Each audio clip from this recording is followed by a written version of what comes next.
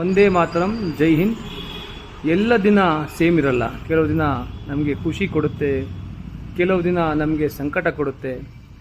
12ನೇ ತಾರೀಕು ನಮ್ಮ ಭಾರತಕ್ಕೆ ಒಂದು ದೊಡ್ಡ ಅನಾಹುತ, ಒಂದು ಪ್ಲೈನ್ ಕ್ರ್ಯಾಶ್ ಆಗಿತ್ತು. ಇದರಲ್ಲಿ 242 ಜನ ಹೋಗ್ತಿದ್ರು. 241 ಜನ ಅದರಲ್ಲಿ ತೀರೋಗಿದ್ದಾರೆ, ಒಬ್ಬ ಮಾತ್ರ ಬದುಕಿದ್ದಾನೆ. ಇನ್ನೊಂದು ಇನ್ಸಿಡೆಂಟ್ ಏನಾಗಿದೆ ಅಂದರೆ, ಒಂದು ಭೂಮಿ ಚೌಹಾನ್ ಅಂತ ಒಂದು ಹುಡುಗಿ ಮನೆಯಿಂದ ತುಂಬ ಆತರಪಟ್ಟು ಲಂಡನ್ ಹೋಗೋಣ ಅಂತ ಒಂದು ಖುಷಿಯಿಂದ ಹೋಗ್ತಾಯಿದ್ಲು. ಅಲ್ಲಿ ಟ್ರಾಫಿಕ್ ಜಾಮ್ ಆಗಿತ್ತು, ಸಿಕ್ಕಾಪಟ್ಟೆ ಟ್ರಾಫಿಕ್ ಜಾಮ್ ಆಗಿತ್ತು. ಏನು 10 ನಿಮಿಷ ಡಿಲೇ ಆಯಿತು, ಫ್ಲೈಟ್ ಹೊರಟೋಗಿತ್ತು.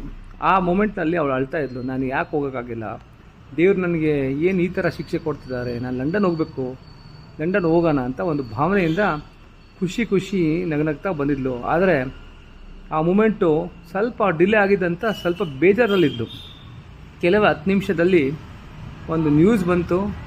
ಆ ಪ್ಲೇನ್ ಯಾರು ಅದರಲ್ಲಿ ಇದ್ದಾರೆ ಅವರೆಲ್ಲ ಕ್ರ್ಯಾಶ್ ಆಗಿದ್ದಾರೆ, ಎಲ್ಲರೂ ಈಗ ಭೂಮಿಲಿಲ್ಲ, ಸತ್ತೋಗಿದ್ದಾರೆ. ಆ ಮೂಮೆಂಟ್ನಲ್ಲಿ ಭೂಮಿ ಚೌಹಾನ್ನಲ್ಲಿ ಒಂದೇ ಮನಸ್ಸು, ದೇವ್ರು ನನ್ನ ಜೊತೆ ಇದ್ದರು. ಈ ಡಿಲೇ ಆಗಿದ್ದ ಕಾರಣ ನನಗೆ ಸೇವ್ ಮಾಡೋಕ್ಕಂತ. ಈ ಥರನೇ ಮಿತ್ರರೇ, ನಮಗೇನು ಗೊತ್ತಾಗಲ್ಲ, ಯಾವಾಗ ನಮ್ಮ ಮೂಮೆಂಟು ನಮ್ಮ ಲೈಫ್ ಚೇಂಜ್ ಆಗುತ್ತೆ ಗೊತ್ತಾಗಲ್ಲ.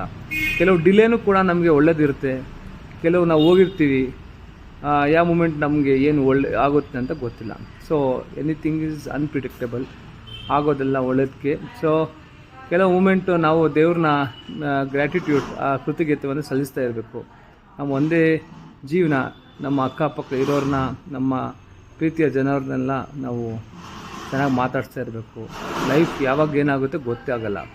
ಸೊ ಒಂದೇ ಪ್ರಾರ್ಥನೆ, ಯಾವ ಮೂಮೆಂಟ್ ಆಗಿರಲಿ ನಾವು ಚೆನ್ನಾಗಿರಬೇಕು, ಖುಷಿಯಾಗಿರಬೇಕು, ಎಲ್ಲರನ್ನ ಖುಷಿ ಪಡಿಸ್ತಾ ಇರಬೇಕು.